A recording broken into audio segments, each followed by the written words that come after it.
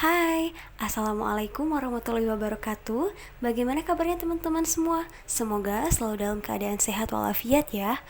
Kali ini kita akan membahas mengenai penyakit Dengue Hemorrhagic Fever atau demam berdarah Dengue atau teman-teman biasa mengenalnya dengan DBD.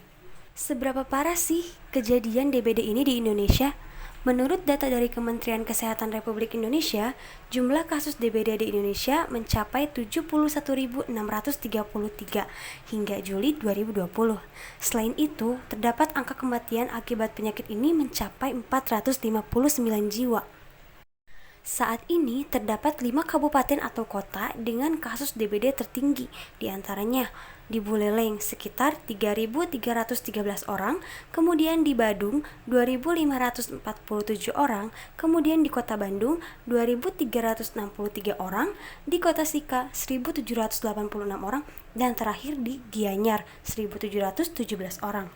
Lanjut, pembahasan kita kali ini adalah mengenai pengertian, etiologi atau penyebab, tanda gejala, pencegahan, dan penata laksanaan. Apa sih Dengue Hemorrhagic Fever atau DBD ini?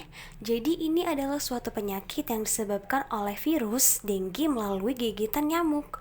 Nah, virus dengue ini ditularkan oleh nyamuk betina, terutama dari spesies Aedes aegypti, dan pada tingkat terendah bisa pada nyamuk A. albopictus menurut WHO tahun 2015. Lalu apa sih penyebab atau etiologi dari penyakit DBD ini?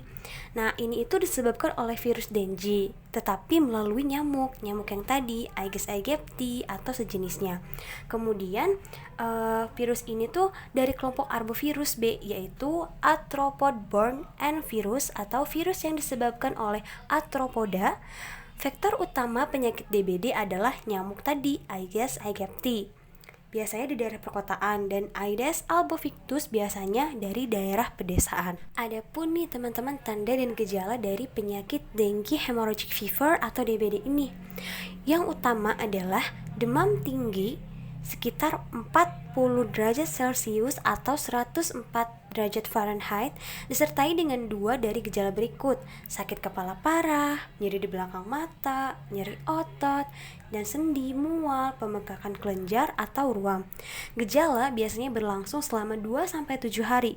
Selama masa inkubasi 4-10 setelah gigitan dari nyamuk yang terinfeksi.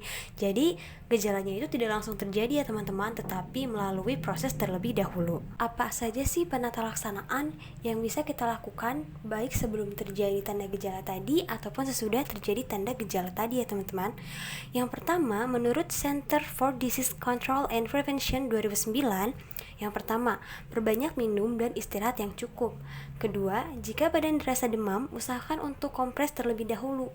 Kemudian, jika masih belum turun, maka konsumsi obat antipiretik atau obat penurun panas bila perlu ya.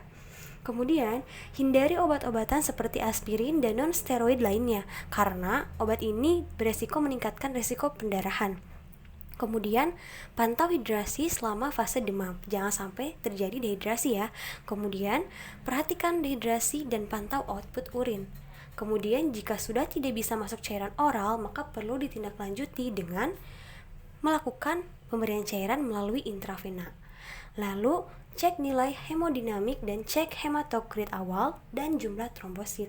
Lalu, terus pantau pasien selama terjadi penurunan suhu badan sampai ke normal nanti. Kemudian, pada fase kritis DBD ini dimulai dengan penurunan suhu badan yang normal dan berlangsung selama 24-48 jam. Jangan lupa ya, yang tak kalah penting dari semua pembahasan tadi yaitu pencegahan, atau teman-teman mungkin tahu 3M itu ya, bisa 3M atau 3M+. Yang pertama, menguras bak mandi dan tempat penampungan air. Usahakan teman-teman menguras bak mandi itu minimal 1 minggu sekali ya, karena itu merupakan salah satu tempat perindukannya nyamuk, sehingga kalau misalnya tidak dibersihkan tidak terbayangkan kotornya seperti apa, dan nanti nyamuk akan berkembang biak di situ teman-teman. Yang kedua adalah menutup tempat penampungan air. Jadi segala sesuatu yang ada airnya itu, apalagi biasanya di toilet atau di belakang rumah kan kita banyak menampung air. Usahakan itu ditutup dengan rapat agar nyamuk tidak bersarang di situ ya. Kemudian mengubur barang-barang bekas yang dapat menampung air juga, seperti kaleng, botol bekas, ember bekas, pokoknya barang-barang yang bisa menampung air itu usahakan untuk mengubur atau bahkan membakarnya ya, supaya mengurangi tempat perindukan nyamuk. Sekian pembahasan kali ini mengenai DBD, semoga bermanfaat. Jangan lupa untuk diterapkan di kehidupan sehari-hari ya, supaya kita terjauh dari penyakit DBD. Terima kasih. Wassalamualaikum warahmatullahi wabarakatuh. Bye.